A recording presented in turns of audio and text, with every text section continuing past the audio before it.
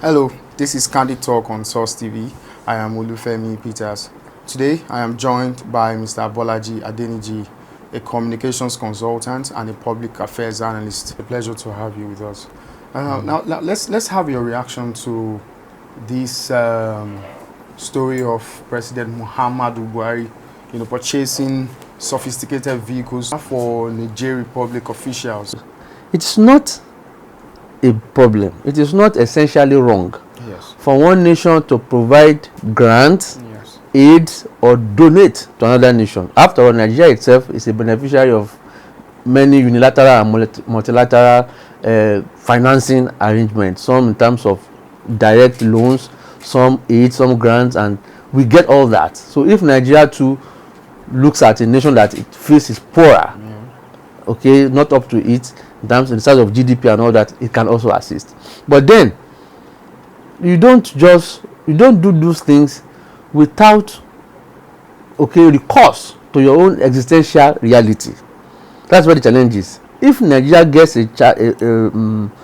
funding from the Paris Club, the countries that makes the Paris Club, and countries who donate to the IMF and the World Bank, it is because these countries themselves, they have attained a certain level of socio-economic sustenance.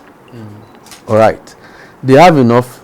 They are dealing with their own issues, and their economy is buoyant enough to first sustain them and then contribute to the world order for other developing nations, developing economies, to be able to also rise up through access to funding, because no government has access to all the funds that it needs.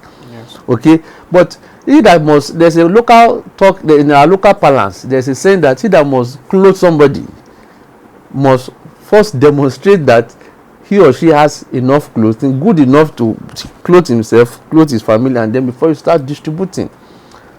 All right, so that is where we are missing the point.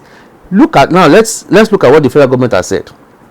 That the Minister of Finance said that the donation to Niger Republic was at the behest of Mr. President. Yes, exactly. There's first the challenge of propriety, whether it was needed to do in the first instance, which I have said that it's not a bad idea really to donate to somebody you feel it's not up to you. But the other matter is about due process, which some people are now raising. The other thought is about the sentiments in the country at this time. I've talked about the first one. The second one has to now do with when the Minister of Finance said that it was at the behest of Mr. President, who can look at things around him and feels that he wants to do this particular expenditure, and it's his prerogative. Those are the words of the minister. Yes.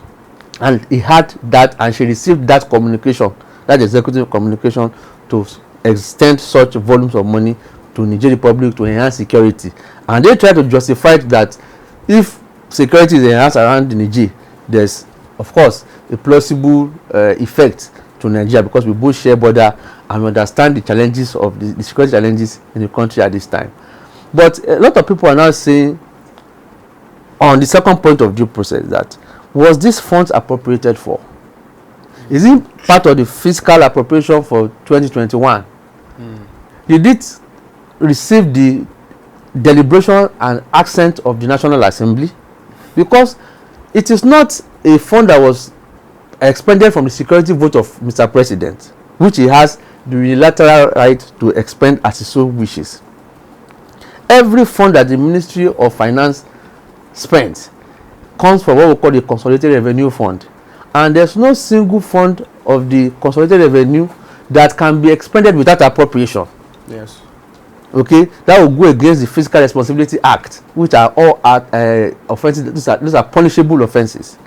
And so there's a matter of due process. Therefore begs the question that can Mr. President just wake up any day and just say go and spend money, take money to Korea, take money to India without appropriation? That is wrong.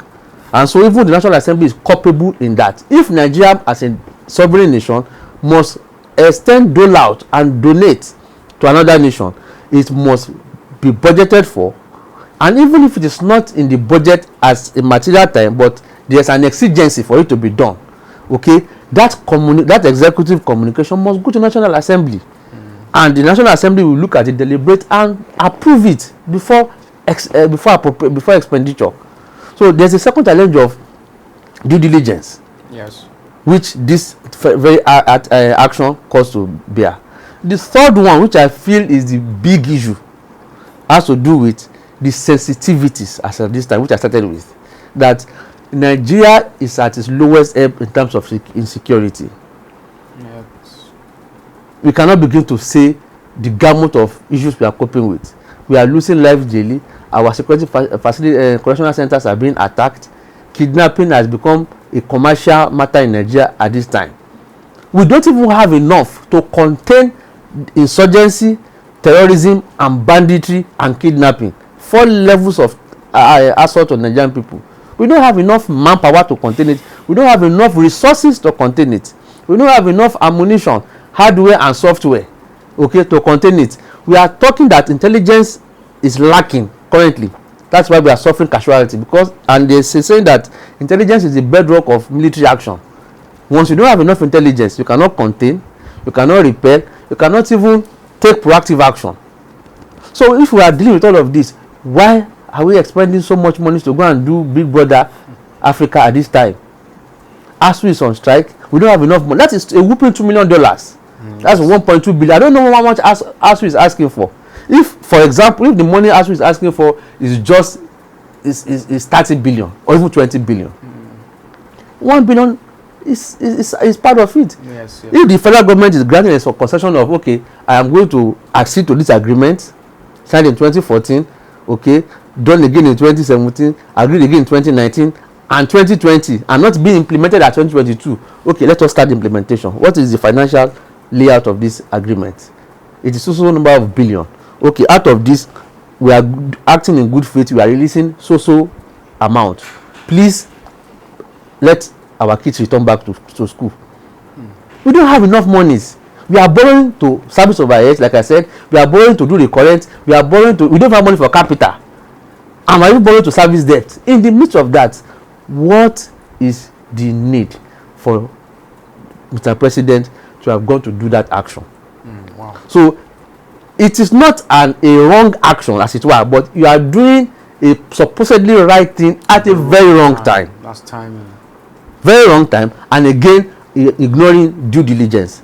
I think those are the issues that color this action by Mr. President. The other thing again about appropriateness, which I was mentioning earlier, has to do with what type of security vehicles did you say Niger should purchase? Yeah. Are they the kind of armored vehicles that can be used for border security? Because in diplomacy, no country is doing charity. Every country has what we call its foreign policy, and your foreign policy determines how you relate on every international matter. Talk more of even what requires your own funding. You don't fund what doesn't have some form of return to you. When America puts money in any Bretton Woods institution for Nigeria to benefit from, it because there are American interests in the Nigerian state. All the oil prospecting companies have joint venture agreements in Nigeria. There are a lot of foreign companies there, so they are protecting their interests here. Routes that come to Nigeria through Niger, Chad, and Cameroon are very porous. Yes. That is where the route through which ISWAP gets into Nigeria, okay, come and build a fraternity with their Nigerian counterparts and then terrorize us. So are you saying this is to ensure safer borders? What are the equipment? Let us see it. I'm not sure luxurious Land Cruiser jeeps are what you want to use to patrol our borders. So is it that you donated monies for certain officials in the Nigerian government to begin to cruise around and feel good in luxury SUVs? Is that the intention? And so this again calls to question the kind of kid gloves or relationship we have had with Niger. Recently, they needed to approve a whole rail line to Niger. I don't know what is the economic value of the Niger route, to the extent that we need to expend billions to create that rail track. We did that. At the time also, we gave them money. At the time, there's been a lot of exchange between us and Niger, but as that route becomes safer, and so there's a whole shade of wrong with this policy, with this decision, and it's tough for government to defend. It's even indefensible. No matter how necessary it is indefensible to that extent. All right, thank you very much, Mr. Bolaji. We've been speaking with Mr. Bolaji Adeniji, a communications consultant and a public affairs analyst. That's it on Candid Talk on Source TV. I remain Femi Peters.